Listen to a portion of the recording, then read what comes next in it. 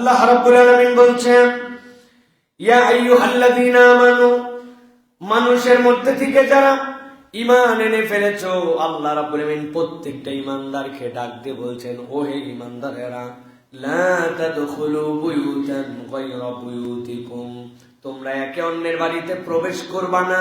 আমি রব্বুল আলামিন তোমাদের জন্য নিষেধাজ্ঞা দিলাম, একজন আরেকজনের বাড়িতে তোমরা প্রবেশ করবা না। তবে যদি প্রবেশ করতে চাও, আমি আল্লাহ রাব্বুল আলামিন দুইটা নিয়ম তোমাদের জন্য দিলাম, হাত্তা তাস্তানিসু ওয়া তুসাল্লিমু আলা আহলিহা। এক নম্বর নির্দেশনা, তোমাকে অনুমতি নিয়ে প্রবেশ করতে হবে। দুই নম্বর, ওই অনুমতির অন্যতম অনুষঙ্গ হচ্ছে ওই বাড়ি, ওই অধিবাসী, ওই বসবাসকারীদের প্রতি তোমাকে সালাম নিবেদন করে তারপরে তোমাকে প্রবেশ করতে হবে। এক নম্বর আল্লাহ বললেন তোমাদের জন্য অনুমতি লাগবে। এটা অনুমতিটা হচ্ছে আপনার জন্য আল্লাহ রাব্বুল আলামিনের পক্ষ থেকে আপনার। এটা একটা শালীনতার জ্ঞান যে কোনো মানুষ যদি কোনো মানুষের বাসায় ইচ্ছা মতো প্রবেশ করে ফেলে, ওই মানুষ কোন হালতে আছে, যেই হালতটা আপনাকে সে দেখাতে পছন্দ করে না, অথবা আপনিও প্রবেশ করে সেখানে বিব্রত হয়ে যেতে পারেন। আল্লাহ বলছেন এই জন্য বেসিক নির্দেশনা, কেউ যদি কোথাও প্রবেশ করতে চায় তাহলে সে যেন অনুমতি নেয়। আর অনুমতির অন্যতম অনুষঙ্গ হচ্ছে সালাম দেওয়া। আল্লাহ রাব্বুল আলামিন বলছেন, যালিকুম খায়রুল লাকুম লাআল্লাকুম তাযাক্কারুন, এর মধ্যেই তোমাদের জন্য কল্যাণ আছে। আশা করা যায় তোমরা এটা স্মরণে রাখবা, এইটা মনে রাখবা। আল্লাহ রাব্বুল আলামিন ছোট্ট দুইটা কথা দিয়া বান্দার জীবনে যে লজ্জা এবং শালীনতার এটিকেট শিক্ষা দিয়েছেন, এইটা মানব জীবনে মানুষ যদি অপরের প্রবেশের ক্ষেত্রে, কোথাও গমনের ক্ষেত্রে মেনে চলে, তাহলে আল্লাহ রাব্বুল আলামিন এর দ্বারা সমাজের ইতিবাচক পরিবর্তন ঘটায় দিবেন। অনেক সময় আমরা অনুমতির বিষয়টা বুঝি, কিন্তু এর সাথে আল্লাহ রাব্বুল আলামিন সালামকে কেন যুক্ত করলেন? আল্লাহ রাব্বুল আলামিন মূলত এই সমাজটাকে এমন ভাবে একটা সার্কেলের মধ্যে সৃষ্টি করেছেন, আপনার সাথে আমার মানসিক দূরত্ব থাকতে পারে, আপনার সাথে আমার কথা কাটাকাটি হয়ে যেতে পারে, আপনার সাথে আমার কোনো না কোনো ভাবে একটা দূরত্ব তৈরি হয়ে যেতে পারে। এই দূরত্ব তৈরি হওয়ার পরে নবীজি বলছেন যে আগ বাড়ায় আগে সম্পর্ক স্থাপন করতে যায়, আল্লাহ রাব্বুল আলামিন তাকে পছন্দ করেন। কিন্তু মানুষ আগ বাড়ায় কেমনে কথা বলতে যাবে, নিজের আত্মসম্মান বোধে লাগে, অথবা কথা বলার ভাষা খুঁজে পায় না। আল্লাহ রাব্বুল আলামিন বলছেন অনুমতি নেওয়ার পরে যখন কোনো বান্দা ওই অপর বান্দার প্রতি সালাম পেশ করে, তার কথাও বলা হয়ে যায়, আল্লাহর পক্ষ থেকে রহমতের দোয়াও হয়ে যায়। আপনার জন্য সালাম দেওয়া মাসনুন, কিন্তু কেউ যদি সালাম দিয়ে ফেলে তাহলে উত্তর করা কি জরুরি? আপনার জন্য শুধু উত্তর করা জরুরি নয়, আল্লাহ বলছেন কেউ যতটুকু সালাম দিবে, সাধ্য থাকলে তুমি তার থেকে সুন্দর দোয়া করে উত্তর দিবা। আপনাকে রাগারাগির শেষে বলছে আসসালামু আলাইকুম, আপনি বলছেন ওয়ালাইকুম, এইটুকু বললে হবে না, ওয়ালাইকুম আসসালাম ওয়া রাহমাতুল্লাহ, কমসে কম এইটুকু বাড়ায় দিতে হবে। আল্লাহ বলছেন এর মধ্যে তোমাদের জন্য আল্লাহর পক্ষ থেকে স্মরণ আছে। তার মানে এই নিয়ম যদি কেউ মানে, আল্লাহ বান্দাদের মনের মধ্যে থেকে সংকীর্ণতা দূর করে ইমানদারদেরকে ভাই ভাই সম্পর্কে সম্পর্কিত করে দিবে। সুবহানাল্লাহ। তাহলে এই যে শালীনতা, শালীনতা মানে কি? যে আপনি কোথাও ঢুকছেন, আপনাকে একটা অনুমতি নিতে হবে। এই অনুমতি জ্ঞান, আমার মন চাইলো আমি চলে যেতে পারি, আমার মন চাইলো আমি ঢুকে যেতে পারি, কোন রকম ভদ্রতা এটিকেট কিচ্ছু নাই না। আপনার চেনা লোক, ইভেন আপনার মায়ের ঘরেও যদি আপনি দ্বিপ্রহরের পরে রাত্রে, আল্লাহ রাব্বুল আলামিন স্পেসিফিক উল্লেখ করেছেন, আপনার আপন মায়ের ঘরে ঢুকতে হলে আপনাকে অনুমতি নিয়ে যেতে হবে। সুবহানাল্লাহ। কেন? এটা শালীনতা। কারণ আল্লাহ চান না যে তোমাদেরকে বিব্রতকর পরিস্থিতির মধ্যে ফেলে দিতে। এই জন্য আল্লাহ চান তোমরা সবচেয়ে বেশি শালীন এবং লজ্জাশীল মানুষ হবে। এটা রব্বুল আলামিনের পক্ষ থেকে দেওয়া। লজ্জাটা হচ্ছে বান্দার জন্য নিয়ামত। সুবহানাল্লাহ। অতএব এটা আমাদের জন্য এক নম্বর বিষয়, এটা খেয়াল রাখতে হবে। দুই নম্বরে আল্লাহ রাব্বুল আলামিন কোরআনুল কারীমের 20 নম্বর সূরা, সূরা তাহা, এর 44 নম্বর আয়াতের মধ্যে আল্লাহ রাব্বুল আলামিন বলছেন, বান্দা দুনিয়ার বুকে তোমাকে আমি এক্সেপশনাল করেছি, যাবতীয় সৃষ্টির থেকে রব্বুল আমিন তোমাদেরকে আলাদা করেছেন। ওই আলাদা আল্লাহ করেছেন অন্যতম একটা নিয়ামত দিয়ে, সেইটা হচ্ছে পৃথিবীর সকল সৃষ্টি যারা আছে প্রত্যেকের সাউন্ড আছে, ওই সাউন্ডটা রব্বুল আমিন বুঝেন, কিন্তু একমাত্র যেটাকে কথা বলি আমরা, কথা বলার যোগ্যতা আল্লাহ রাব্বুল আমিন মানুষকে দিয়েছেন। সুবহানাল্লাহ। রব্বুল আলামিন আপনাকে আমাকে কথা বলার যোগ্যতা দিলেন। আমরা মনে করি মুখ দিয়ে কেবল বললেই আমাদের কথা বেরিয়ে গেল। কথা বলাটা এত সহজ নয়। বিজ্ঞান এটার উপরে ব্যাপক গবেষণা করেছে এবং বিজ্ঞানের কাছে আজ পর্যন্ত একদম ক্লিয়ারলি এই কনসেপ্টটাও এখন উদ্ভাসিত হয় নাই। একটা মানুষ কত জটিল প্রক্রিয়ায় তার কথাটা এত র্যান্ডম বলে। কেউ যদি কথা বলতে চায় সাথে সাথে তার অনুভূতি একটা হয়, এরপরে ওইটা ব্রেনে সিগন্যাল যায়, ব্রেনের পরে ওইটাকে পরিপাক করার পরে ওইটাকে কার্যকর ভাবে ওইটাকে ওই জায়গাতে সংগঠন করার পরে আপনার জিহ্বাতে সিগন্যাল পাঠায়, জিহ্বা ঠোঁটকে পাঠায়, এরপরে পুরা প্রক্রিয়াটা হওয়ার পরে আবার ব্রেনে রিটার্ন সিগন্যাল যায়, এরপরে বান্দা কথা বলতে থাকে। আমি যা যা বললাম এইগুলা সব এই প্রক্রিয়াতে হচ্ছে, কিন্তু মাইক্রো মাইক্রো মাইক্রো সেকেন্ডের মধ্যে এই কাজটা চলমান আছে। আল্লাহ রাব্বুল আমিন বলছেন, যেই কথা বলার যোগ্যতা আমি রব্বুল আমিন তোমাকে দিলাম, ওই রব্বুল আলামিন আল্লাহ রাব্বুল আমিন বলছেন ওই কথা বলার জন্য তোমাকে দায়িত্ব দিলাম, মানুষ যেন তার কথাটাকে নম্র করে বলে। এটা আল্লাহ রব্বুল আলামিনের অন্যতম নির্দেশনা। বান্দা মুখ দিছি মানে তোমার কথা যা ইচ্ছা তাই এরকম হবে না, তোমার কথাটা যেন নম্র হয়, ভদ্র হয়। আল্লাহ রব্বুল আলামিন বলছেন পৃথিবীর সবচেয়ে আল্লাহর ঘোষিত বিদ্রোহী, আল্লাহর ঘোষিত সবচেয়ে বেশি আল্লাহকে অমান্যকারী ব্যক্তির ক্ষেত্রেও এইটা প্রযোজ্য। আল্লাহ রাব্বুল আমিন বলছেন, দেখেন খেয়াল করেন, আল্লাহ বলছেন ও মূসা আপনি এখন যাবেন কার কাছে? আপনি এখন যাবেন ফিরআউনের কাছে। ফিরআউনের পরিচয় আল্লাহ রাব্বুল আমিন দিচ্ছেন, ইযহাবা ইলা ফিরআউনা ইন্নাহু তাগা। যার কাছে যাচ্ছেন এই বেটা ভালো লোক নয়, এই বেটা একদম ঘোষণা দিয়ে আল্লাহর বিরোধিতা করে, আনা রাব্বুকুমুল আলা। দুনিয়ায় কোন বেটার আগে আর পরে এই কথা বলার সাহস হয় নাই। ওই ফেরাউন 1 বছর 2 বছর নাই, প্রায় 1300 বছর এই ঘোষণার উপর অটল অবিচল। মূসা আলাইহিস সালামকে পাঠাচ্ছেন। মূসা আলাইহিস সালাম আল্লাহর কাছে বললেন, আল্লাহ আমার জিহ্বার মধ্যে আড়ষ্টতা আছে। আল্লাহ বলেন ওটা ঠিক করে দেওয়ার দায়িত্ব আমার। রব্বিশ রাহ লি সাদরি ওয়া ইয়াসসির লি আমরি ওয়াহলুল উকদাতাম মিন লিসানি ইয়াফকাহু কওলি। এটা বলেন, আমি আল্লাহ ঠিক করে দিব। আল্লাহ ঠিক করে দিলেন। তারপরে মূসা বলতেছেন, আল্লাহ আমার কেন জানি একটুখানি মনের মধ্যে সাহস হয় না, একজন গেলে সাহস হয় না, আমার ভাইকে আমার সাথে দেন। আল্লাহ বললেন ঠিক আছে, আপনার ভাইকে আপনার সাথে দিয়ে দিলাম।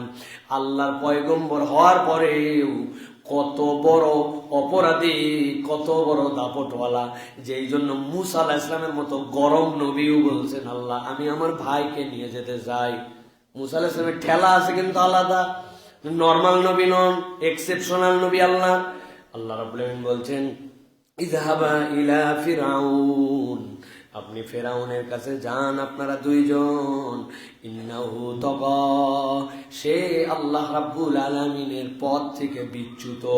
আল্লাহ বলছেন, ফাকুলা লাহু কওলান লাইয়িনান লাআল্লাহু ইয়াতাযাক্কারু আও ইয়াখশা। আপনি যাওয়ার পরে তার সাথে কখনো কঠোর কথা বলবেন না। কওলান লাইয়িনা, তার সাথে নম্র করে কথা বলেন। এই আপনার নরম কথাটা আল্লাহ বলছেন এমন প্রভাব বিস্তারণকারী হতে পারে, আশা করা যায় হয়তো বা সে এর দ্বারা ভীত সন্ত্রস্ত হয়ে যাবে। মুফাসসিররা ব্যাখ্যা করেছেন, আপনারা ঘরে যাই পড়ে দেখবেন, আল্লাহ যে বললেন লাআল্লাহু ইয়াতাযাক্কারু আও ইয়াখশা, আল্লাহ যে বললেন আশা করা যায় এই জিকির সে গ্রহণ করবে অথবা ভয় করবে। এইটার ব্যাখ্যা 2 ধরনের। ইয়াতাযাক্কারু মানে পেয়ে যেতে পারে সে হেদায়েত, আর ইয়াখশা মানে আপনার নরম কথাটা তার সামনে বলার দ্বারা আল্লাহ তার অন্তরে এমন প্রভাব বিস্তারক বানাবেন, আপনার উপরে খবরদারি করার তার হিম্মত থাকবে না। আল্লাহু আকবার। বাস্তবেও তাই হয়েছে। ফেরাউন উপরে উপরে যত গরম মারত, মুসা আলাইহিস সালামের কথা বললে সে আর কিচ্ছু বলতে পারতো না। আল্লাহ তার অন্তর মধ্যে ভীতি ঢোকায় দিয়েছেন। ওটা গরম, ওটা উগ্র, বাজে কথা, নোংরা কথা, হুঙ্কার দিয়া তার সামনে অবাস্তব কথা নয়, বরং ওই কথাটা ছিল নম্র দাওয়াতের নিয়তে আল্লাহ রাব্বুল আলামিনের শিখিয়ে দেওয়া বাক্য। এই জন্য আল্লাহ বলছেন মানুষ যেন কথাবার্তায় নম্র হয়। কথাটা অনেক হার্ড হতে পারে, কথাটা অনেক বলিষ্ঠ হতে পারে, কথাটা অনেক সত্য হতে পারে, কিন্তু ওই অ্যাপ্রোচটা যেন তার নম্রতার মধ্যে হয়। আল্লাহ রাব্বুল আলামিন শিখাচ্ছেন এই জন্য অভদ্র কথা বলা মানে সব সময় একটা খিটখিটা কথাবার্তা বলা, কেউ একটা কিছু বললে ছাট করে একটু জ্বলে উঠে কথা বলা, এটা ইমানদারের চরিত্র নয়। মানে ইমানদার কথা বলবে নম্রভাবে। কিভাবে? নম্রভাবে। তার কথার মধ্যে মানুষ একটা ভদ্রতা খুঁজে পাবে। অনেক সময় অনেক হার্ড কথা মানুষকে বলতে হয়, কিন্তু তার মধ্যেও একটা ভদ্রতা থাকবে শব্দ চয়নে, তার মধ্যে একটা ভদ্রতা থাকবে উচ্চারণে, তার মধ্যে একটা ভদ্রতা থাকবে যে তার সাথে কথাটা শক্ত বলতেছি কিন্তু আমার ব্যবহারটা তার সাথে খারাপ হয়ে যাচ্ছে কিনা। অতএব প্রথমটা শালীনতা লজ্জা, দ্বিতীয়টা হচ্ছে ইমানদারের জীবনের শ্রেষ্ঠ নির্দেশনা যে কথাবার্তায় নম্র হওয়া। কথাবার্তায় কি হওয়া? নম্র হওয়া। এগুলো একদম লিস্ট করে রাখেন, মনে করে রাখেন, বাসায় প্রয়োজনে টানিয়ে রাখবেন যে আমার এই 12টা আমার নির্দেশনা, আমি এটার থেকে বেরিয়ে যাচ্ছে কিনা, এটা আমার ঠিক আছে কিনা, এটা আমার তালিকা। প্রিয় ভাইরা, 3 নম্বর আল্লাহ রাব্বুল আলামিন বলছেন মানব জীবনে কেউ যদি আল্লাহ রাব্বুল আলামিনের প্রিয় হয়ে যেতে চায়, আল্লাহ রাব্বুল আলামিন বলছেন ওই মানুষের জন্য আল্লাহর পক্ষ থেকে নির্দেশনা ওই বান্দা যেন মানুষের প্রতি দয়াদ্র হয়, মানুষের প্রতি কর্কশ অথবা মানুষের প্রতি জালেম নয়, বরং আল্লাহ বলছেন আল্লাহর পক্ষ থেকে নির্দেশনা একজন মানুষ অপর মানুষের কাছে এইটা হক হচ্ছে মানুষ তার কাছ থেকে দয়াশীল আচরণ পাবে। সুবহানাল্লাহ। আল্লাহ রাব্বুল আলামিন কুরআনুল কারীমে 28 নম্বর সূরা কাসাসের মধ্যে আল্লাহ রাব্বুল আলামিন বলছেন ওয়া আহসিন কামা আহসানাল্লাহু ইলাইক ওয়া লা তাবগিল ফাসাদা ফিল আরদ ইন্নাল্লাহা লা ইউহিব্বুল মুফসিদিন। আল্লাহ বলছেন ও দুনিয়ার মানুষ, ও আহসিন, আমি আল্লাহ নির্দেশ দিলাম তুমি বান্দার সাথে দয়াদ্র আচরণ করো, কামা আহসানাল্লাহু ইলাইক, যেরকম ভাবে রব হিসাবে আমি তোমার প্রতি দয়া করছি। সুবহানাল্লাহ। বলেন তো আল্লাহ রাব্বুল আলামিন আমাদের প্রতি কি দয়া করছেন? আল্লাহ রাব্বুল আলামিন আমাদের প্রতি কত ধরনের দয়া করছেন। আমরা যদি আল্লাহর দয়া খুঁজতে যাই, রব্বুল আমিনের দয়া আমাদের সামনে চোখে ধরা পড়ে না। শুধু আল্লাহ এটা দেয় নাই সেটা দেয় নাই, না দেওয়াগুলো আমার সামনে ধরা পড়ে। কতদিন ধরে চাকরি করতেছি, আমার প্রমোশন নাই, যা কামাই করি সেই কামাই আমার কেন জানি চলে না, যা করি সেইটা কেন জানি আমার মাথায় ধরে না, যা রকম আমি আল্লাহর কাছে প্রত্যাশা করি সেই প্রত্যাশা আমার হয় না, আমি যেরকম বউ চাইছিলাম সেরকম বউটা হয় নাই, মনে করছিলাম হবে, আসার পরে দেখি উল্টা পাল্টা। শুধু রব্বুল আমিনের কাছে নাই আর নাই আর নাই তালিকা খুঁজি। আমি তাদের জন্য 3টা উদাহরণ জেনারেল দিয়ে থাকি। 1 নম্বর, আল্লাহ আপনাকে কি কি দেয় নাই, এই যে চিন্তাটা আপনি করতে পারতেছেন, যাদের মাথার স্ক্রু ঢিল এই মানুষগুলাকে এই চিন্তাটা করতে পারে। আপনার আমার সমাজে পাগল আছে না ভাই? পাগল আছে তো? 2-1টা দেখাতে পারবেন আমাকে? আমি তো জীবনে কোনো মানুষের পাগল দেখি নাই, সব পাতল লম্বা। করতে আপনি পাগল দেখলেন? বলে হুজুর এগুলো স্ক্রু ঢিল, তাই তো নাকি? কোথার থেকে মানুষের তো স্ক্রুই নাই, তো ঢিল হবে কোন জায়গা থেকে? আসলে আক্ষরিক করতে পাগল আর আক্ষরিক করতে স্ক্রু ঢিল এইটার মানে নয়। যে মানুষের ব্রেন স্বাভাবিক নয় ওইটাই আমাদের দৃষ্টিভঙ্গিতে পাগল, ঠিক না? আপনি আল্লাহ রাব্বুল কি কি দেয় নাই এই চিন্তা করেন, কিন্তু কখনো ভাবলেন না রব্বুল আমিন আমার তো চিন্তা করার যোগ্যতা দিয়েছেন, এর থেকে বড় নিয়ামত কি হতে পারে? দুনিয়ার মানুষ আমাকে যা ইচ্ছা তাই বলতে পারে, কিন্তু দুনিয়ার মানুষ আমাকে পাগল বলতে পারে না। আল্লাহ বলছেন তোমার যে চিন্তাটা আমার পক্ষ থেকে দেওয়া, এইটা সুস্থ চিন্তা করতে পারে, এর থেকে বড় নিয়ামত তোমার জীবনে আছে নাকি? আমাদের নওগাঁতে, আমার যেখানে বাড়ি, এক ছেলের 8 তলা একটা বিল্ডিং আছে, নাম বলে দিলেও সমস্যা নাই, ওই ছেলের কিন্তু এখন বলতে চাই না। ওই ছেলেটা নিজের গাড়ি 2-3টা মোটরসাইকেল 2-3টা ইচ্ছা মতো চেঞ্জ করে, বাপ মাতার এই সুযোগটা দেয়।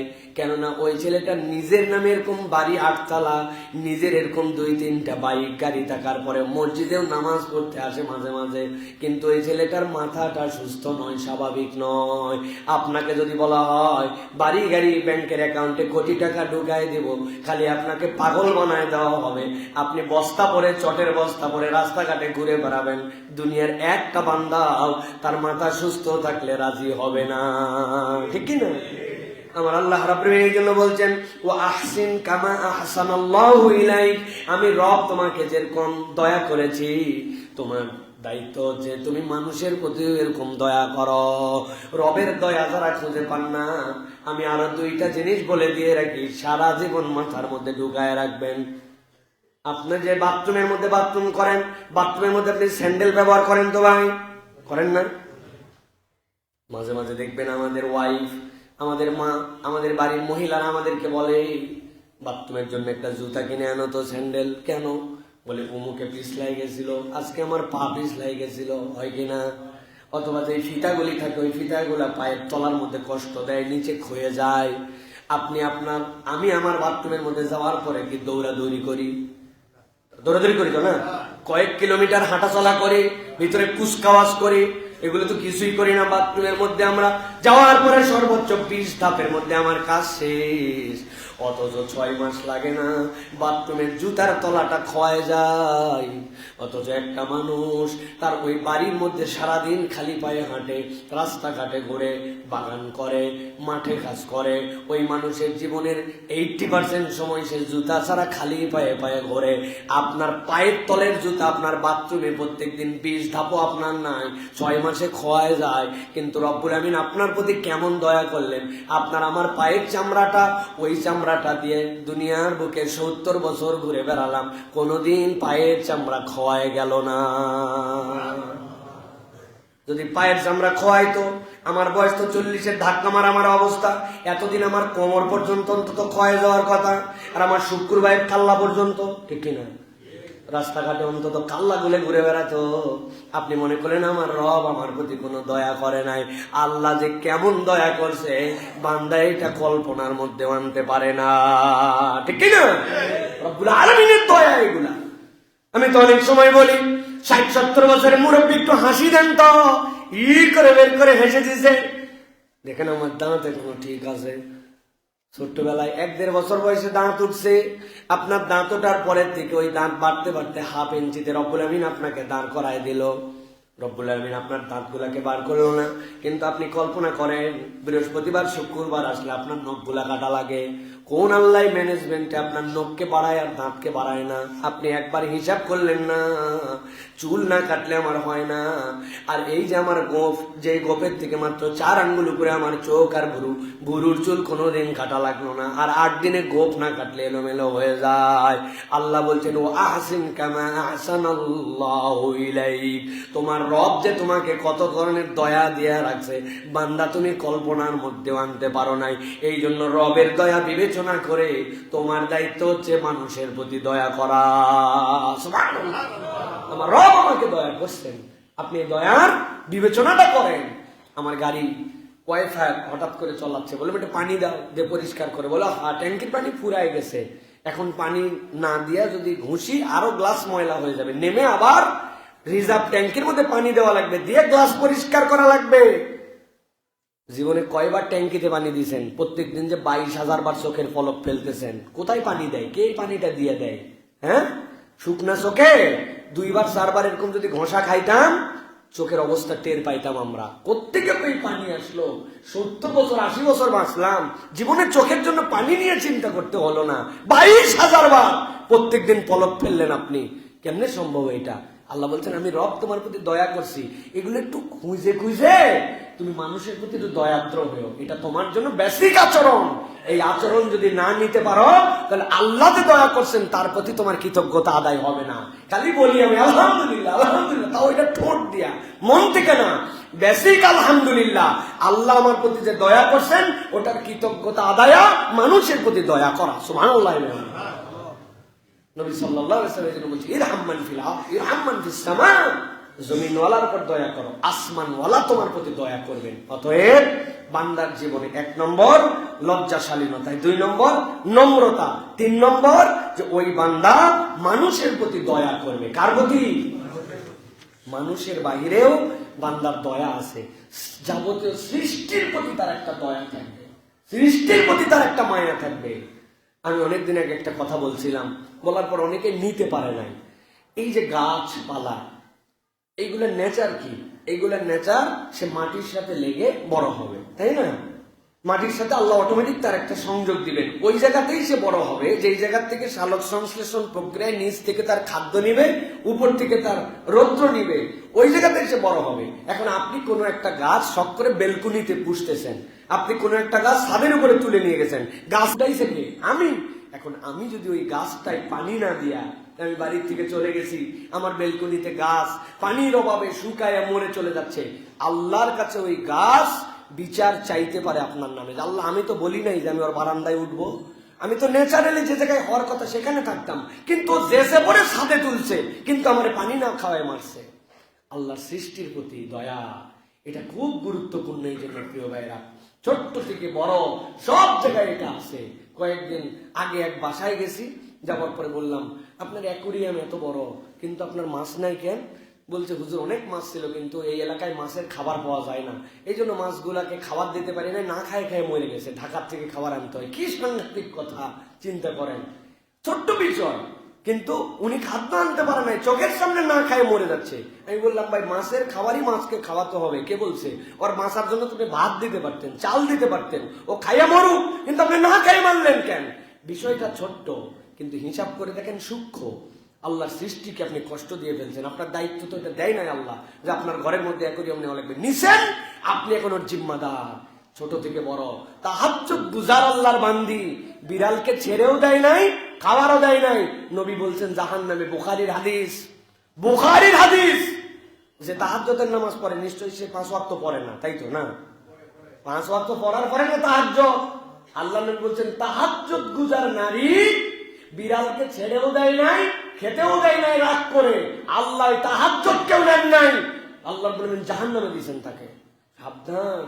তাহলে মানুষের প্রতি যদি আপনি অন্যায় করেন কি হবে? আল্লাহ একটা সৃষ্টির প্রতি রব্বুল আলামিন আপনাকে এত দায়িত্বশীল করছেন। চা খাইলাম, খাইতে খাইতে একটা কুকুর পাশ দিয়ে ঘুরতেছিল, মজা নেওয়ার জন্য শেষের দিকে একটু আদা, শেষের দিকে একটু পাতি ছিল, মেরে দিলাম কুত্তার গায়ে, কুত্তা চলে গেল, আপনি এনজয় করলেন, দিছি, তাই না? এত সহজ নয় প্রিয় ভাইয়েরা, এটা মানবিকতার বাহিরে আল্লাহ রসুল দায়িত্ব দিয়েছেন, এটা আপনাকে আমাকে, সৃষ্টির প্রতি তুমি দয়াদ্র হও। সুবহানাল্লাহ, রব্বুল আমিন কি নিয়ামত দিয়েছেন। মাঝে মাঝে আমরা বলে থাকি না যে পৃথিবীর কারো সাধ্য আছে যে আপনি চাইলে, এটা শাইখ আহমদুল্লাহ বলেন খুব সুন্দর করে, কারো সাধ্য আছে আপনি অনেক বড় লোক, আপনার বাড়িতে আপনি 20 জন মেহমান দাওয়াত দিয়ে খাওয়াতে পারেন, আছে না ভাই? অনেকের সামর্থ্য আছে না, আপনি 20 জন খাওয়াতে পারেন, কোনো ব্যাপার না, আলহামদুলিল্লাহ। কিন্তু আপনার কি সাধ্য আছে 5000 পিঁপড়া দাওয়াত দিয়ে খাওয়াবেন, 2000 পাখি? আপনি চিন্তা করছেন আমার কি অবাস্তব কথা, পিঁপড়ারে আমার কেমনে দাওয়াত দেব? 200 মাসি যে আমার বাড়িতে আইসো আজকে, তোমাদেরকে কাঁঠাল দিয়ে দাওয়াত, মাসিকে 200 মাসি দাওয়াত দিতে পারবেন? পিঁপড়াকে দাওয়াত দিতে পারবেন? কবুতরকে দাওয়াত দিচ্ছেন, 2000 কবুতর এলাকার, আইসো ভাই তোমাদের কাছে খাওয়াবো, আপনি পারেন না। কিন্তু নবী এটার তরিকা বলে দিয়ে গেছেন। নবীজি বলছেন, কেউ যদি কোনো গাছ লাগায় ফলদায়ক, ওই গাছের ফল যদি চুরিও হয়ে যায়, ওই গাছের ফল যদি পাখিও খায়, ওই গাছের নিচে কেউ যদি ছায়াও নেয়, এটা তোমার জন্য জিয়াফত হিসাবে বিবেচিত হবে।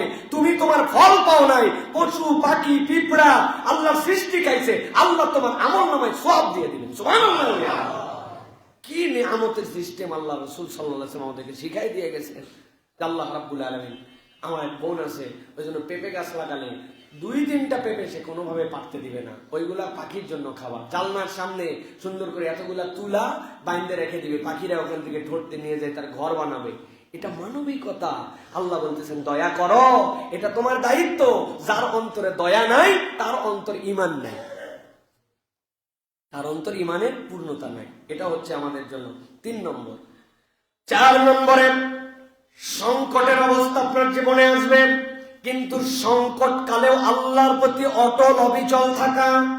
নর্মাল অবস্থায় তো আল্লাহর প্রতি আমি অটল অবিচল আছি বোঝা যায়, কিন্তু বান্দার পরীক্ষা তখন হয় যখন বিপদ আসে, ঠিক কি না?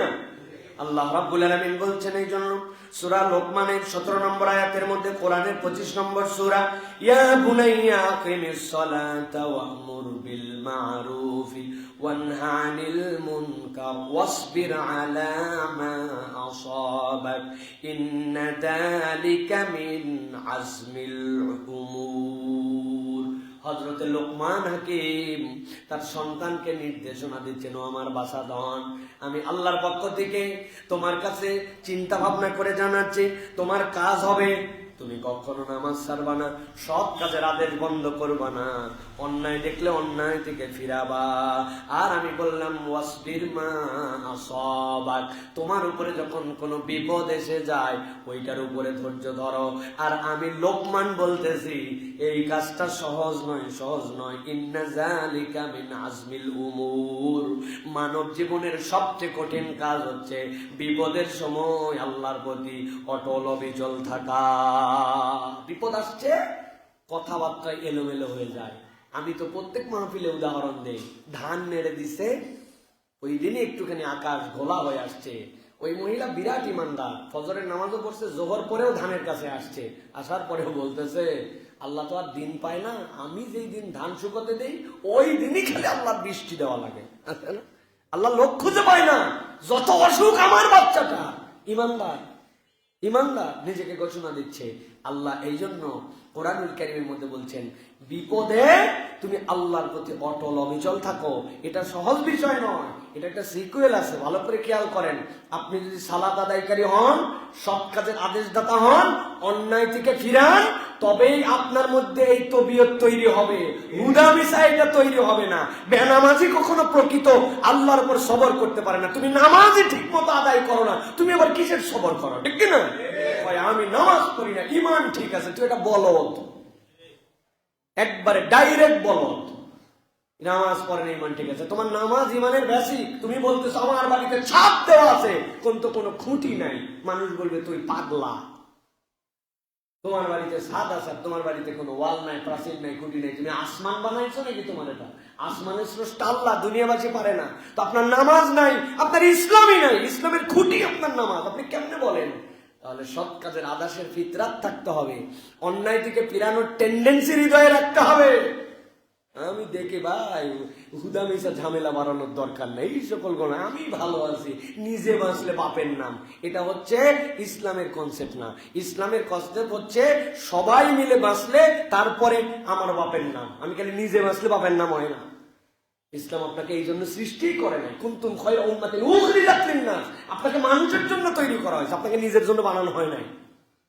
অতএব আপনি যদি সৎ কাজের আদেশ না দেন, অন্যায় থেকে না ফিরান, আর আপনি যদি নিজেকে সালাত কায়েমকারীর মধ্যে না নিয়ে আসেন, আপনি কখনো বিপদের সময় অটল অবিচল থাকতে পারবেন না, এটা আপনার মুসিবত হবে। এটার বড় সংজ্ঞা মুফাসসিররা বলেছেন ওয়াসবির। এই যে আল্লাহ রাব্বুল আমিন বললেন আলা মা আসাবাক, ওটার সবচেয়ে বড় বিপদ কি? যখন মৃত্যুর সময় চলে আসবে, শয়তান আসে ধোকা দিয়া ঈমান বের করে নিয়ে চলে যাবে, আপনি বুঝবেনই না, বুঝবেনই না। দুনিয়ায় না হয় একটু জ্বর হয়েছিল, সর্দি হয়েছিল, অসুখ হয়েছিল, টাকা পয়সার ঘাটতি ছিল, আপনি সবরের পারাকাশটা দেখাইছেন কি না দেখাইছেন, যা হয়েছে হয়েছে, কিন্তু ওই সময় তো কেউ আপনাকে পাহারা দিতে পারবে না। অতএব এই সিকুয়েল যদি আমরা মানি, তাহলে আল্লাহ রাব্বুল আমিন আমার অন্তরের মধ্যে ওই স্থিরতা দান করে দিবেন। এই জন্য প্রিয় ভাইরা, বিপদে আপদে আল্লাহ রাব্বুল আলামিনের প্রতি তাওয়াক্কুল করতে হবে, এটা বান্দার জীবনের অন্যতম দায়িত্ব। প্রিয় ভাইরা, এরপর আল্লাহ রাব্বুল আমিন বলছেন মানুষকে অবজ্ঞা করা যাবে না।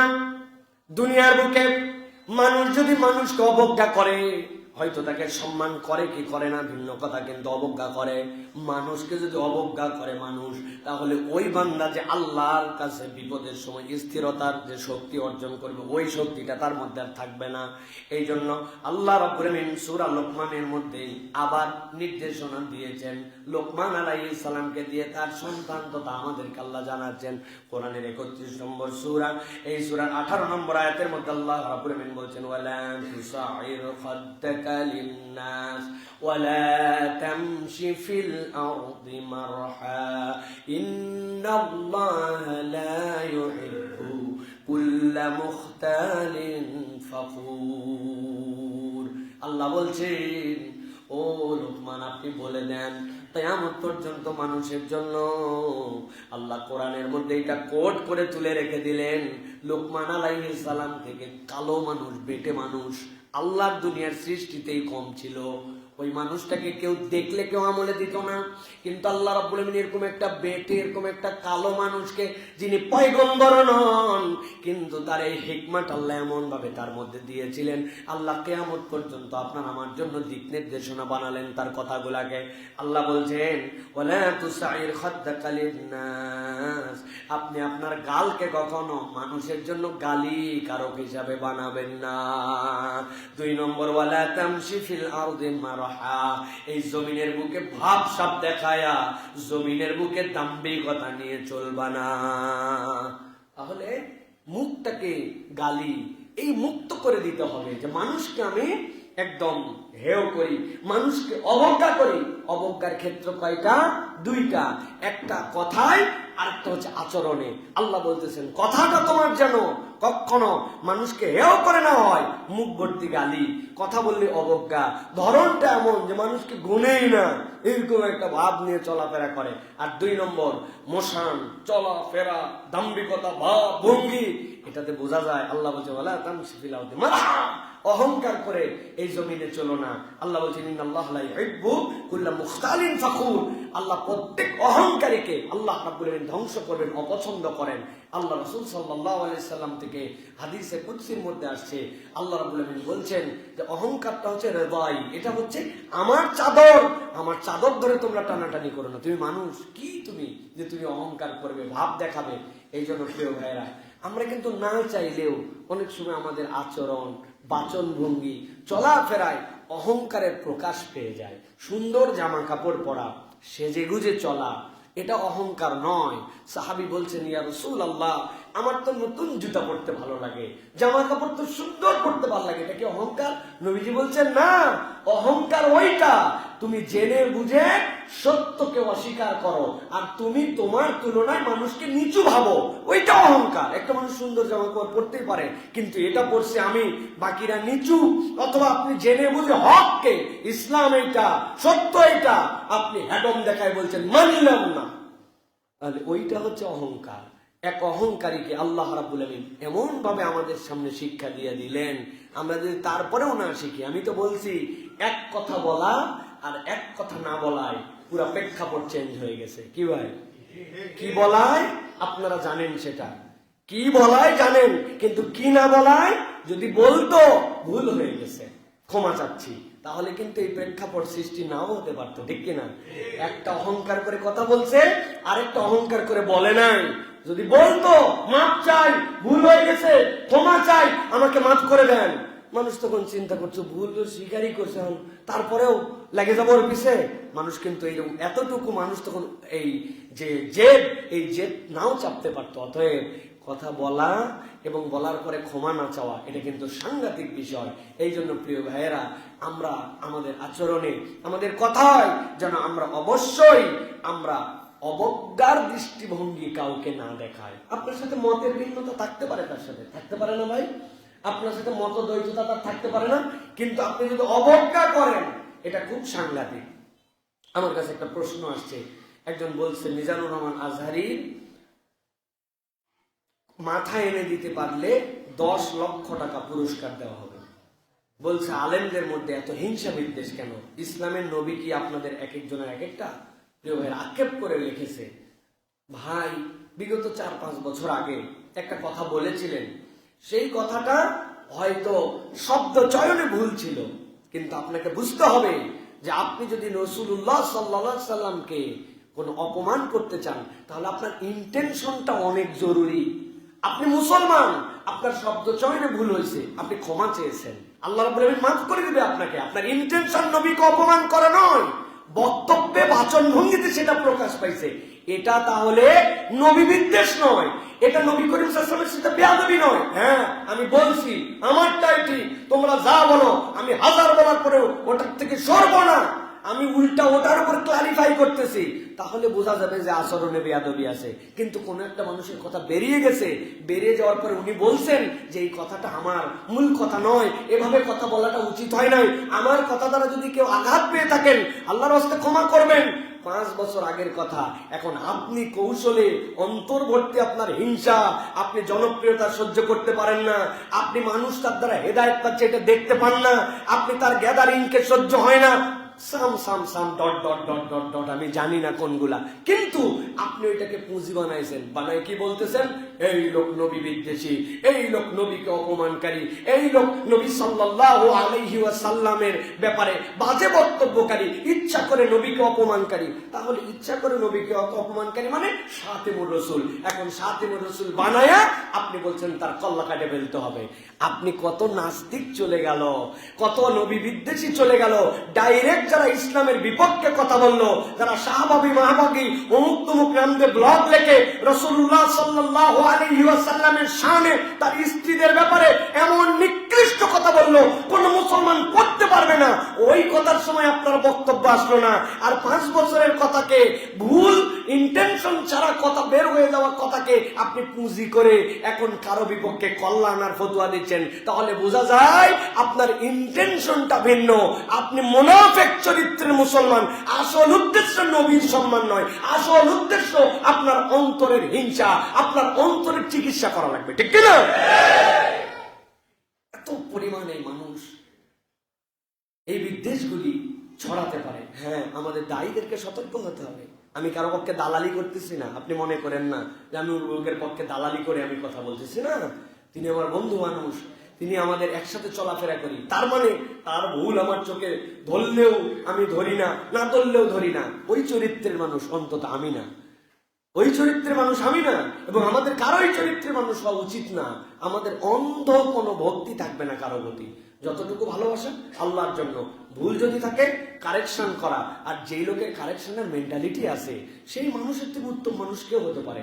আমি তো তার সাথে ঘোরাফেরা করি, তার সাথে চলাফেরা করি, 1-2 বছর না, এইরকম না যে 2-4 বছরের মধ্যে ওনার সাথে বিরাট একটা আল্লাহ পপুলারিটি দিয়েছে এই কারণে তার সাথে মহব্বত না। এর আগের থেকে তার সাথে আমাদের বন্ধুত্ব, তার চেয়ে ভদ্র।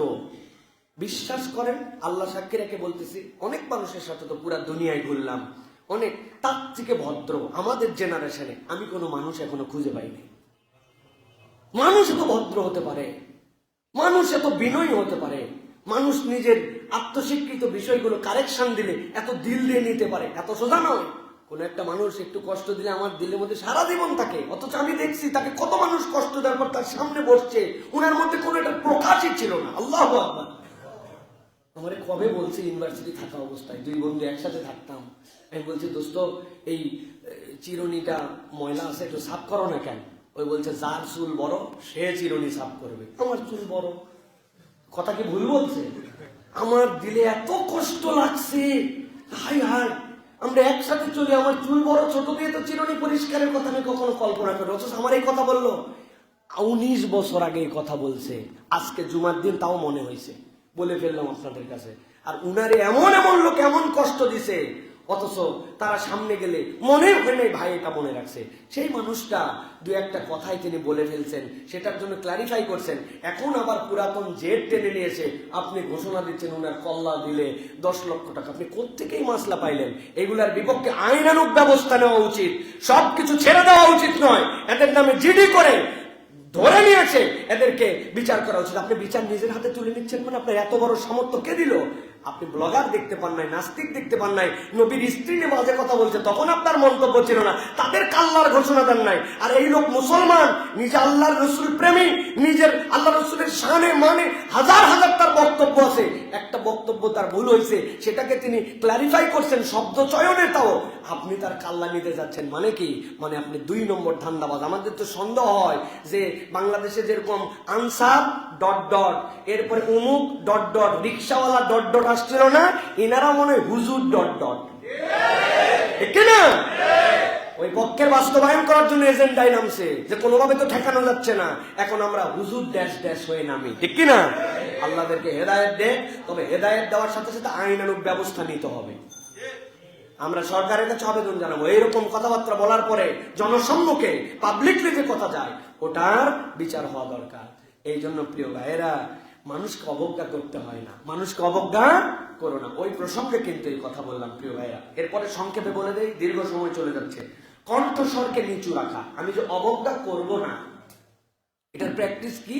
এটার আরেকটা প্র্যাকটিস হচ্ছে কণ্ঠস্বরকে নিচু রাখা। আল্লাহ রাব্বুল আলামিন সূরা লোকমানের মধ্যেই বলেছেন, ওয়াকসিদ ফি মাশিক ওয়াগদুদ মিন সাওতিক ইন আনকারাল আসওয়াতি লা সাওতুল হামির। চলাফেরার ক্ষেত্রে মধ্যম পন্থা অবলম্বন করো। কিরকম পন্থা? মধ্যম পন্থা। মানে তোমার চলাফেরায়, হ্যাঁ আমার সামর্থ্য আছে, আমি পড়তে পারি মানেই একবারে যা ইচ্ছা তাই, এরকম না। এটা যেন না হয়, মধ্যম পন্থা অবলম্বন করো। আর তোমার কণ্ঠকে তুমি নিচু রাখো। কণ্ঠ নিচু রাখা মানে কি? মানে এমন ভাবে কথা বলবো কেউ যদি শুনতেই না পায়, তাই কণ্ঠ নিচু রাখা মানে সত্য যদি প্রকাশিত হয়ে যায় ওর উপরে তর্কাতর্কি করো না, চুপ মেরে যাও। অনেক লোক আছে কথা বললে, যেরকম আমার কি ভাই, আমি স্বাভাবিক কথা বললে আমার একটু টেম্পার কথা না, আমাকে মানুষজন অনেক সময় বলে, হুজুর আপনার বক্তব্যের সময় যে জ্বালালি তবিয়ত দেখি, কিন্তু বাইরে আসার পর তো আপনার ওরকম দেখি না, আপনি তো মানুষটা একবারে ছোটখাটো। আমি বললাম, ভাই মানুষ ছোট, এলেমে ছোট, সবকিছু ছোট, কিন্তু আমার ধরনটাই হচ্ছে একটু টান। এখন এই টান মানে এটা না যে কণ্ঠস্বর কেমন নিচু করে ফেললাম, একবারে কেউ কথাই শুনতে পাচ্ছে না, এটার মানে এটা না। হ্যাঁ এটাও একটা মানে যে আপনার কথা একবারে গাধার মতো খালি চিল্লাই যাবেন। হ্যাঁ, চিল্লানোর সময় চিল্লানি আছে, কিন্তু সব সময় খালি চিৎকার করে কথা বলবো, এটাও তবিয়ত নয়। তবে মূল বক্তব্য হচ্ছে সত্য জানার পরে আপনি তর্ক করছেন, আপনি জানেন হক কোনটা বাতিল কোনটা, জানার পরেও আপনি তার উপরে চিৎকার করে যাচ্ছেন, এটা যেন আপনার স্বভাব চরিত্র না হয়। মানে ঝগড়ার জন্য ঝগড়া করা। এক মহিলা নাকি ডিভোর্স নিয়েছে স্বামীর কাছ থেকে, বলছে কেন? বলছে আমার স্বামী আমার সাথে একটুকু ঝগড়া করে না, এই ঝগড়া এই মানুষের সাথে কেমনে থাকবো। বাবা, চিন্তা করছেন আপনি? মানে তাহলে কি ইচ্ছা চরিত্র, আল্লাহ মাফ করুক প্রিয় ভাইরা। তো এই ধরনের যেন আমাদের চরিত্র না হয়। কণ্ঠকে নিচু রাখা, কোমল করে কথা বলা। কোমল করে কথার দ্বারা যে কাজ হয়, চিৎকার করে কথার দ্বারা কাজ হয় না, ঠিক না ভাই? দয়ার সাথে কথা বলার যে কাজ হয়, ওই কাজটা চিৎকার করে বলার দ্বারা হয় না। আল্লাহ রাব্বুল আলামিন আমাদেরকে বুঝার তৌফিক দান করুন। এরপরে যেটি কয় নম্বর পর্যন্ত বলছি? 6টা বলছি না? 7 নম্বরটা, মন্দের বিপরীতে ভালো করা। এটা মানব তবিয়ত হবে। কি করা? মন্দের বিপরীতে কি করা? ভালো করা। কোন একটা খারাপ কিছু হয়েছে, কেউ করেছে, আমিও কাঁটা দিয়ে কাঁটা তুলবো, আছে না ভাই? ইসলাম কাঁটা দিয়ে কাঁটা তোলার পক্ষে নয়।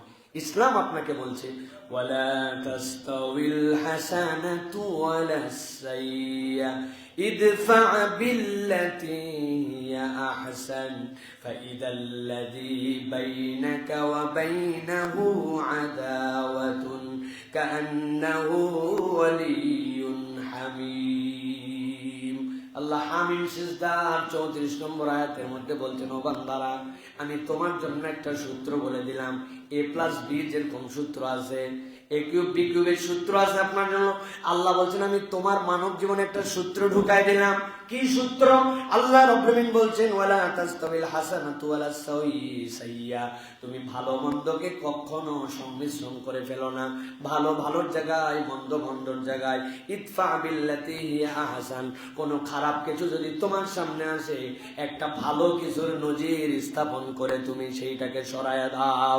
তোমার মধ্যে যদি এই কালচার হয়, আল্লাহ বলছেন দুনিয়ার সবচেয়ে শত্রু যেইটা মনোভাবাপন্ন ছিল, আল্লাহ বলছেন কান্নাহু ওয়ালিয়্যুন হামীম, আল্লাহ তোমাদের মধ্যে এমন একটা বন্ধন বানায় দিবেন যেটা চিন্তাও করতে পারবা না। সুবহানাল্লাহ। আল্লাহ বলছেন তোমার ওই শত্রু ভাবাপন্ন মানুষটা তোমার দোস্ত হয়ে যাবে, বন্ধু হয়ে যাবে। লোকজন আসে আপনাকে বলে, উমুকে আপনার বিপক্ষে কথা বলছে, তুমুকে আপনার বিপক্ষে কথা বলছে, আপনি তাকে কি বলছেন? হ্যাঁ তুমিও যাই কিছু বলো। আপনি তারে বলবেন, ও বলছে ওর কথা, তুই কি জন্য আমার কাছে লাগাতে আসিস? খবরদার তুই আমার কাছে আসবে, তুই তো ভালো মানুষ না। সেটা তার কাছে, সে বলছে, সে নাও বলতে পারে, আমি তো কানে শুনি নাই, তুমি কেন আমার কাছে বলতে আসছো?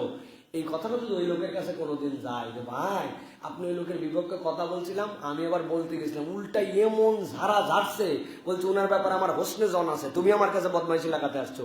ওই লোক তখন একটু চিন্তা করবে যে কার বিপক্ষে কথা বলতেছি রে আমি।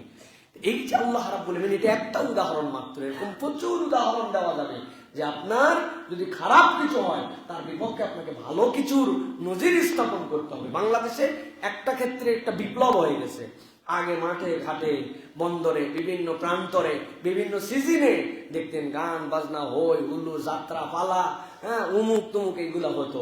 আল্লাহর দয়ায় কোরআনের আয়োজনে যুবকরা সম্পৃক্ত হয়ে এমন একটা পরিবর্তন হয়েছে, এখন ওরা নিজেরাই বলে যা আগে আগে কি সুন্দর দিন কাটাইতাম, আগে কি সুন্দর যাত্রা পালা গান মান চলতো, এখন নাকি এগুলা নাই, এই জন্য আমাদের আক্ষেপ হয়। তো এটার জন্য তো আমাদের নতুন করে যাত্রার বদলে যাত্রা দেওয়া লাগে নাই।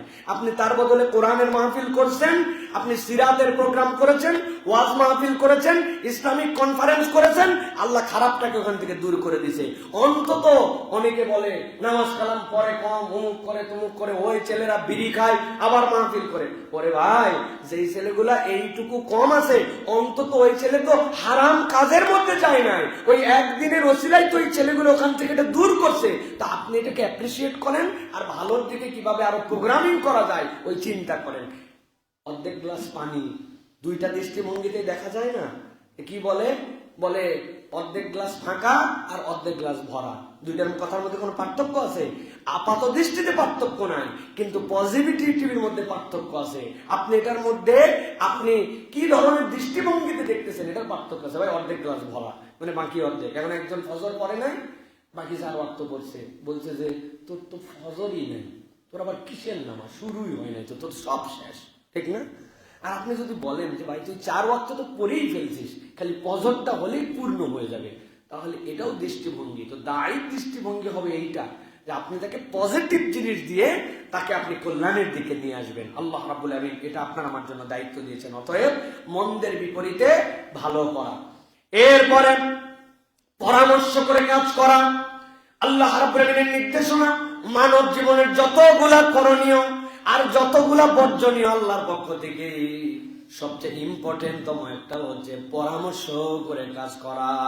আল্লাহ রাব্বুল আলামিন সূরা শুরার মধ্যে বলতেছেন ওয়াল্লাযীনা ইসতাজাবু লিরাব্বিহিম ওয়া আকামুস সালাতা ওয়া আমরুহুম শুরা বাইনাহুম ওয়া মিম্মা রাযাকনাহুম ইউনফিকুন। আল্লাহ বলছেন আমি রব্বুল আমিন ওই বান্দাগুলা যেই বান্দাগুলা আল্লাহটাকে সাড়া দিতে চায়, আল্লাহ বলছেন তাদের জন্য দায়িত্ব হচ্ছে 1 নম্বরে তারা সালাত কায়েমকারী হবে, 2 নম্বরে তারা যে কাজ করবে ওই কাজটা পরামর্শের ভিত্তিতে করবে, আর 3 নম্বরে আল্লাহর দেওয়া রিজিক থেকে তারা খরচ করবে। এই চরিত্রের মানুষ হবে যারা আল্লাহটাকে যেন দিল তারা সারা। সুবহানাল্লাহ। আপনি কাজ করবেন পরামর্শের ভিত্তিতে। আপনার পরামর্শের মেম্বার কারা? আপনার ওয়াইফ, আপনার সন্তান, এগুলোর মধ্যে বরকত আছে, যদিও বইয়ের সাথে পরামর্শ করার মধ্যে কোনো ফায়দা নাই, ঠিক না ভাই? এই মহিলা কি বুঝে না, আমাদের একটু ধারণা এরকম আছে, মহিলাকে আমরা কথাবার্তা বলাও জানা বলাও তাই এরকম চিন্তা করি আমরা না। এটা রাসূলুল্লাহ সাল্লাল্লাহু আলাইহি ওয়াসাল্লামের সুন্নাতের খিলাফ। হুদায়বিয়ার সন্ধির ঘটনা জানেন না আপনারা? নবী করিম সাল্লাল্লাহু আলাইহি ওয়াসাল্লাম বললেন তোমরা সকলে তোমাদের উট দুম্বা জবাই করে ফেলো। কেউ নবীজির কথা শুনে নাই। শুনে নাই মানে ইনকার করার অর্থে নয়, মানে তারা চিন্তা করছে নবী তো করেন নাই, আমরা অতএব অমান্য করতেছে না, কিন্তু কেউ পালন করতেছে না। এইটা নবীজি মনের দুঃখে ঘরে গেছেন, নবীর স্ত্রীকে বললেন দেখছো আমি সবাইকে বললাম ইহরাম ছাড়ো, জবাই করো তোমাদের পশু, ওরা তো কেউ এখনো উমরা করে নাই, কিন্তু এটা ছাড়তেছে না। নবীজির স্ত্রী বললেন ইয়া রাসূলুল্লাহ আপনি কি আপনার হাদি জবাই করছেন? আপনি কি উমরার কাপড় ছাড়ছেন? আপনি এটা করেন, তারপরে দেখা যাক কি হয়। নবীজির কাছে এই কথাটা এত পছন্দ হলো, নবীজি বাইরে এসে তার পশু কুরবানি করে উমরার কাপড় ছেড়ে ফেললেন। লোকজন চিন্তা করলো নবী যেখানে তাওয়াফ সাই না করে উমরার কাপড় ছেড়ে পশু জবাই করছে, আমি কে রে? সাথে সাথে ধুম পড়ে গেল, যে তার পশু জবাই করে উমরার কাপড় ছেড়ে দিল। কার বুদ্ধিতে করছিলেন? আবু বকর সিদ্দিক রাদিয়াল্লাহু আনহু। কার বুদ্ধিতে? নিজের ওয়াইফের বুদ্ধিতে। পরামর্শ করলে বরকত হয়। নিজের স্ত্রী, পরিবার, ছোট্ট কাজ, কিন্তু একটু পরামর্শ নিয়ে নিলেন। পরামর্শ মানে এরকম না সবার ডাকা, এটা কথা চলেও হয়ে যেত। আচ্ছা এরকম একটা কাজ করতেছে, কি বলতেছো বউ, এটা কি করা ঠিক হবে কিনা? সে একটা মতামত দিল, আপনি একটা মতামত দিলেন, দুয়ে মিলে চিন্তা করলেন এইটাই করতে চাচ্ছি, দেখো তো তুমি এটা বললে এই যে একটু পরামর্শ করলেন, এইটুকুর মধ্যেই আল্লাহ বরকত দান করে দিবেন। সুবহানাল্লাহ। আল্লাহ চান যে পরামর্শ ভিত্তিতে কাজটা হোক।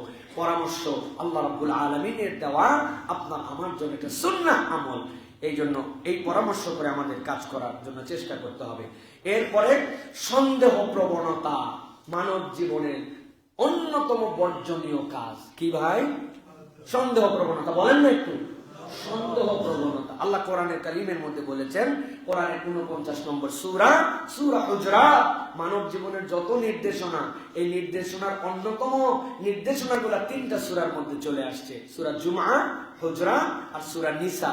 এর মধ্যে আল্লাহ রাব্বুল আলামিন ম্যাক্সিমাম এটিকেট মানুষকে শিখিয়ে দিয়েছেন। সূরা হুজরাত আল্লাহ বলেছেন, ইয়া আইয়ুহাল্লাযীনা আমানু ইসতানিবু কাসীরাম মিনায-যন্নি ইন্না বা'দা-য-যন্নি ইসম। ও মানুষেরা, তোমরা অধিক অধিক ধারণা করা, প্রেডিকশন করা, এটা বাদ দিয়ে দাও, এটা তোমাদের গুনার অংশ। ইন্না বা'দা-য-যন্নি ইসম, তোমাদের কতক ধারণা চূড়ান্ত গুনাহ। মানে আপনি ধারণা, আপনি বোঝেন ভালো করে, উম্মতে মুহাম্মাদীর শ্রেষ্ঠত্বের 2টা দিকের কথা আমি সব সময় বলি, মনে আছে আপনাদের? কি বলেন তো ভাই? একটা হচ্ছে সকল উম্মতের থেকে আল্লাহ এক্সেপশনাল কুরবানির দিক দিয়ে আমাদেরকে করছেন। আগের উম্মতের কুরবানি রেখে আসতে হতো, যদি পুড়ে যাইতো তাইলে কুরবানি কবুল, আর না পুড়লে আগুন এসে কুরবানি কবুল না। আমাদের ওরকম কিছু নাই, জবাই করে দিলাম, বাকিটুকু আল্লাহর সাথে যাই হবে। যদি কুরবানির গোশত রাখা লাগতো মাঠে মাঠে, তো বাংলাদেশ গন্ধ হয়ে যেত। কি আমাদের গুলা মনে হয় পুড়তো যে হালাল হারামের মিশ্রণ আমাদের খামায়ের মধ্যে। আর 2 নম্বর, উম্মতে মুহাম্মদী ইন্টেনশন যদি পজিটিভ করে, নিয়ত, আল্লাহ সওয়াব দেন, কিন্তু গুনার নিয়ত করলেও গুনাহ লেখা হয় না। জানেন না এটা? আগামী ঈদে একটা সিনেমা দেখিব, ফুল ফ্যামিলি নিয়ে, স্টার সিনেপ্লেক্সে। এখন থেকে নিয়ত করছে 90 দিন পরে, কিন্তু ঈদের দিন জ্বর আসছে জন্য যেতে পারে নাই, তাছাড়া যাইতো। এই যে 90 দিনের নিয়ত, গুনাহ হবে না? গুনাহ নাই। কিন্তু আল্লাহ মাসালে 2030 সালে হজে যাব, টাকা জড়ো করতে শুরু করছি। কয় টাকা? 5 টাকা রাখছি আজকে। আল্লাহ আপনার নিয়তের কারণে 2030-এর আগে মরে গেলেও আল্লাহ চাইলে আপনাকে হজের সওয়াব দান করে দিবে। এটা কেন বললাম? এটার সাথে কি সম্পর্ক? আল্লাহ বলছেন, তোমরা ধারণা করো না, ইন্না বা'দা-য-যন্নি ইসম।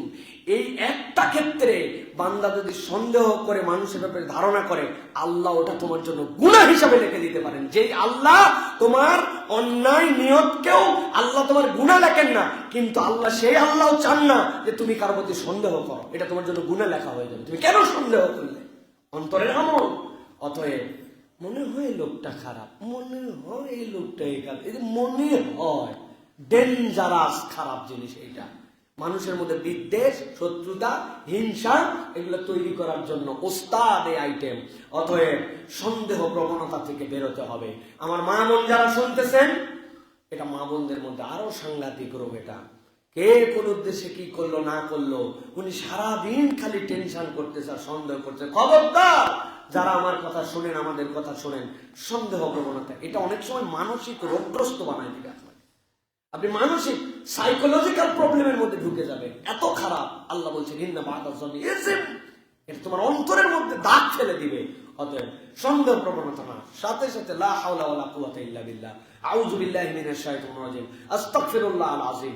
এই 3টা করবেন আর বলবেন, আল্লাহ তুমি আমাকে সন্দেহ থেকে বাঁচাও, এটা শয়তান আমার মধ্যে সৃষ্টি করতেছে। আল্লাহ রাব্বুল আলামিন আমাদেরকে হেফাজত করুক। প্রিয় ভাইরা, এরপরে যেটা বলবো সেটা হচ্ছে যে মেহমানকে সম্মান করা।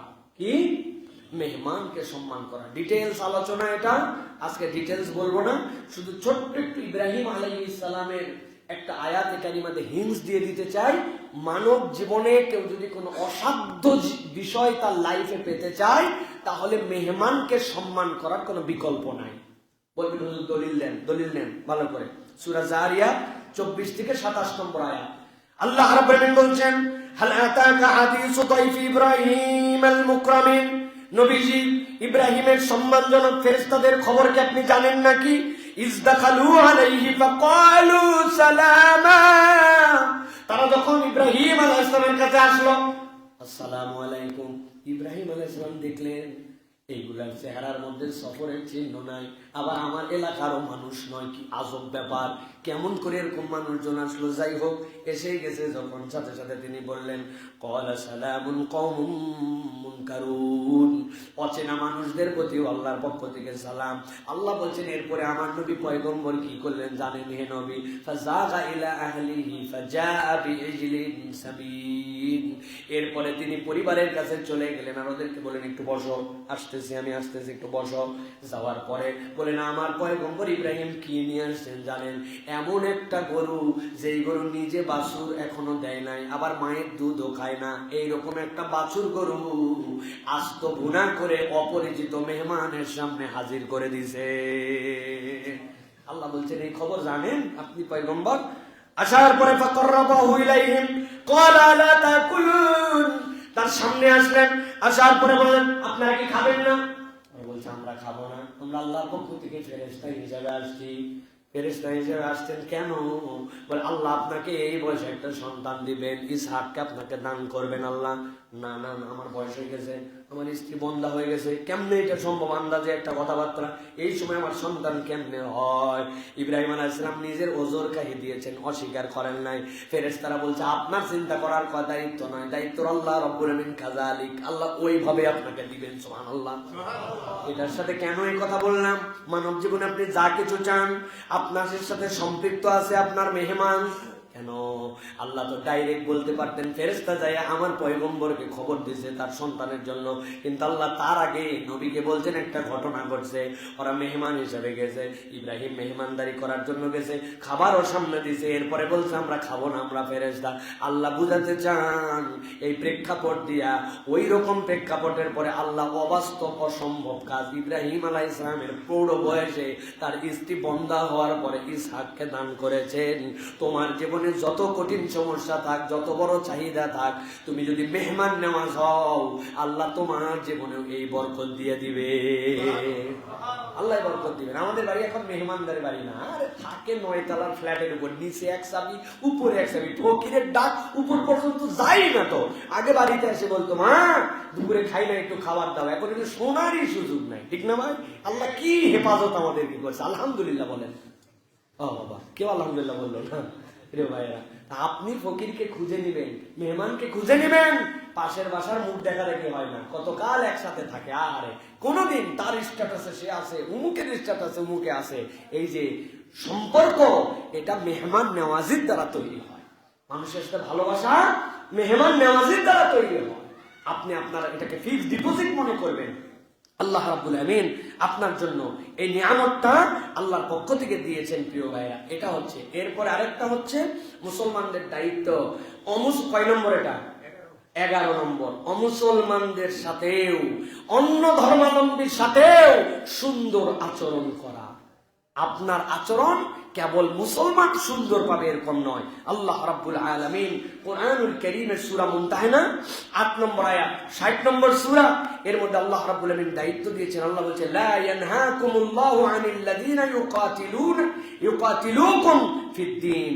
আল্লাহ রাব্বুল আমিন বলছেন যে তোমাদের ওই মানুষ যারা তোমাদেরকে হত্যা করার জন্য অগ্রগামী হয় না, তোমাদের সাথে প্রকাশ্য বিরোধিতায় আসে না, আল্লাহ বলছেন তোমরা যেচে পড়ে কখনো তোমাদের জনপদে থাকলেও কোন অমুসলমানের সাথে তোমরা অন্যায় অবিচার করতে পারবে না। আল্লাহ বলছেন ওয়া তুকসিতু ইলাইহিম ইন্নাল্লাহা ইউহিব্বুল মুকসিতিন, তোমরা তাদের সাথে আদালত কায়েম করো, তাদের সাথে তোমরা কিসত মানে আল্লাহ রাব্বুল আলামিনের দেওয়া ন্যায় সঙ্গত বিধানে তোমরা তাদের সাথে চলাফেরা করো। একবারে দহরম মহরম গলায় গলায় দোস্তালি এটাও নয়, আবার সব সময় শত্রু শত্রু খেলা নয়, বরং সে মুসলমান আপনার ধর্মগ্রন্থ পড়ে না, আপনার নামাজ পড়ে না, কিন্তু আপনার ব্যক্তি আচরণ দেখে ওই অমুসলমান প্রভাবিত হবে, ঠিক না?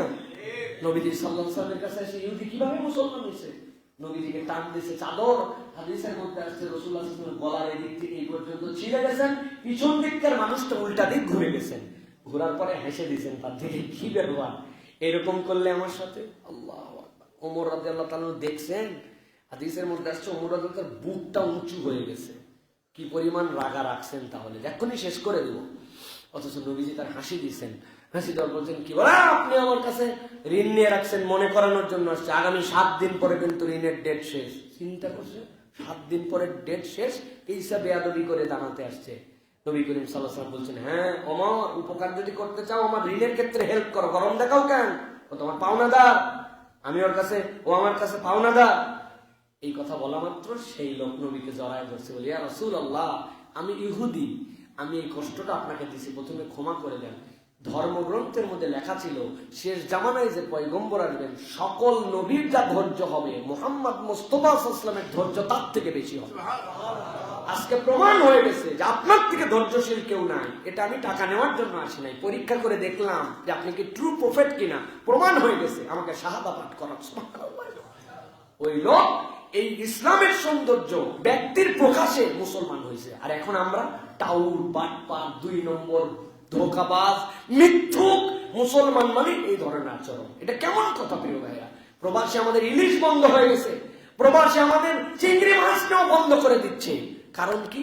চিংড়ি মাছের মতো টেস্ট করে দেখছে, 2 ঘন্টা জাল দেওয়ার পরেও চিংড়ি মাছ গলে না।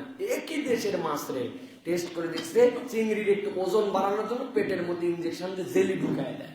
ইলিশ মাছের পেটের মধ্যে টেস্ট করে দেখছে, সুবহানাল্লাহ, সারা পৃথিবীতে লোহার খনি, আর বাংলাদেশে ইলিশের মধ্যে লোহার খনি। পেটের মধ্যে 2টা এত বড় বড় ওই ব্যাটারির সাইজ ঢুকাই দিয়েছে, দিয়া 800 গ্রাম ইলিশে 1100 গ্রাম বানাইছে, 2 ইলিশের মধ্যে পেটের মধ্যে আপনি ঢুকাই দিয়ে।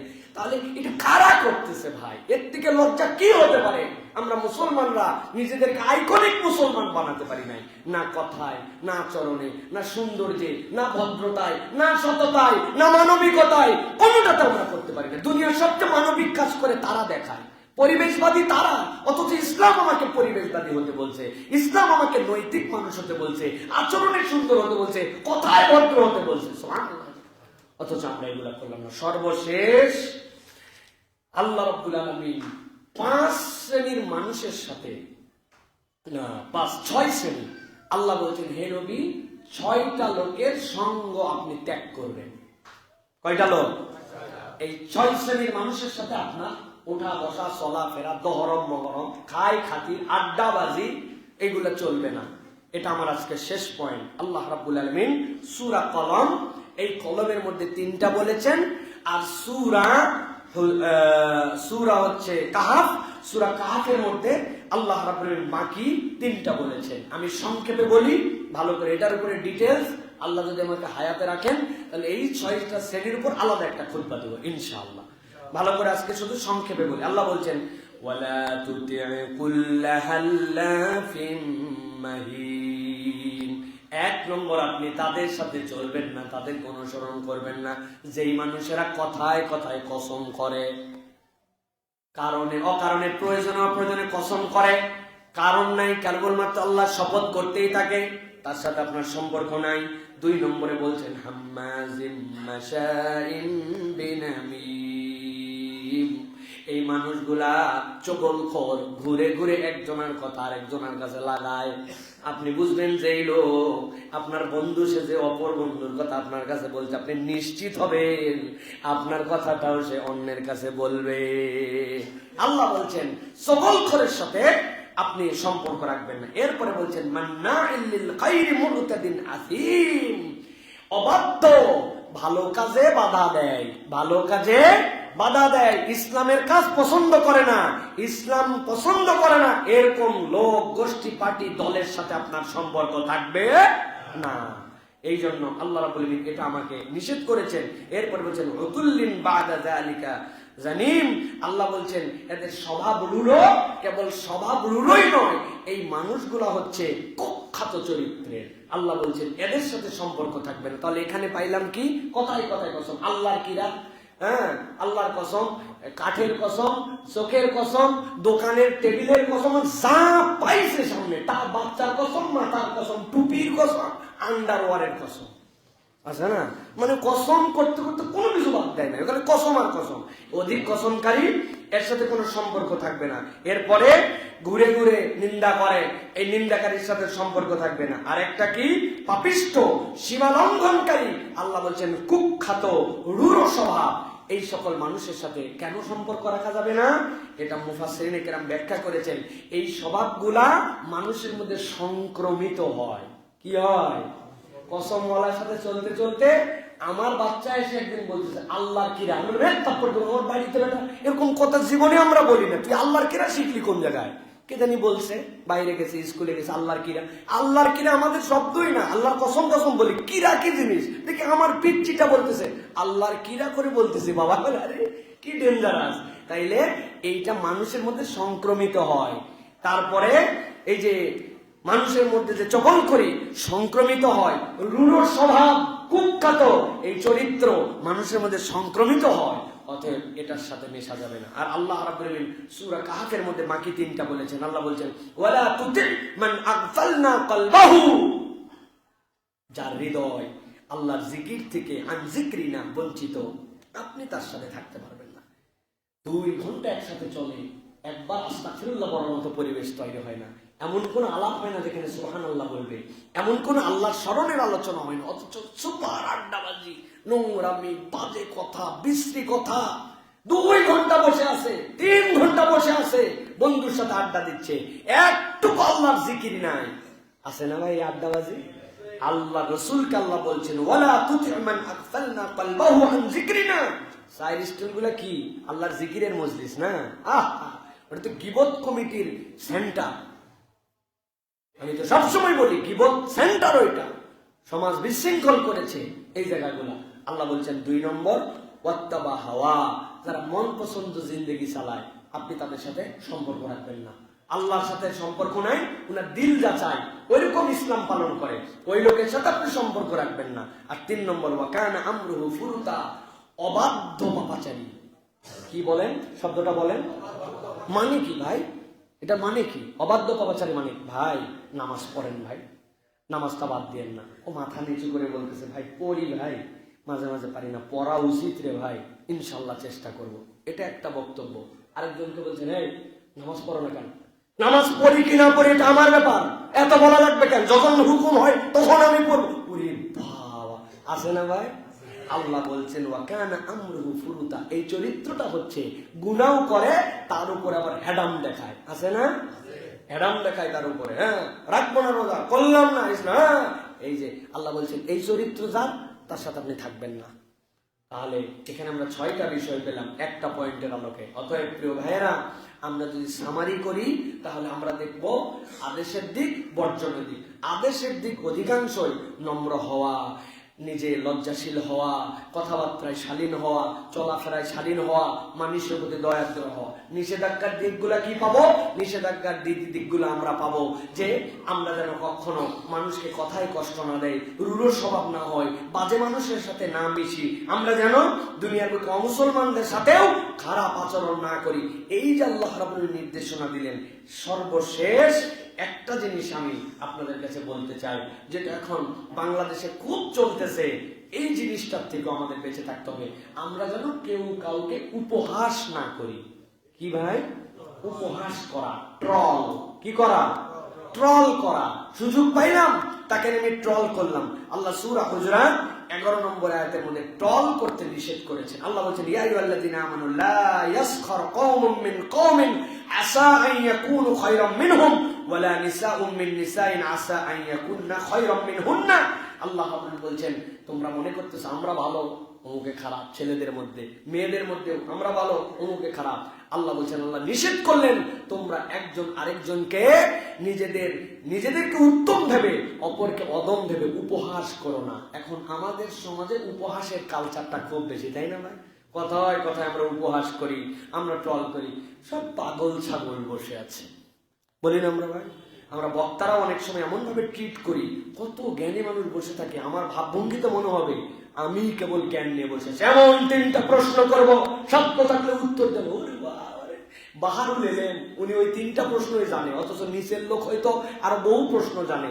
আমি উপহাস হয়ে যায়, কথাবার্তায় মানুষকে আন্ডার এস্টিমেট করে ফেলি। এই চরিত্রটা ভালো না। মানুষকে যখন আমি মূল্যায়ন করব, সম্মান দিব, তখন সমাজ সুন্দর হবে। আর উপহাস করলে নিজেদের মধ্যে ভেদাভেদ বাড়বে। মেহেরবানি করে আমরা যেন উপহাস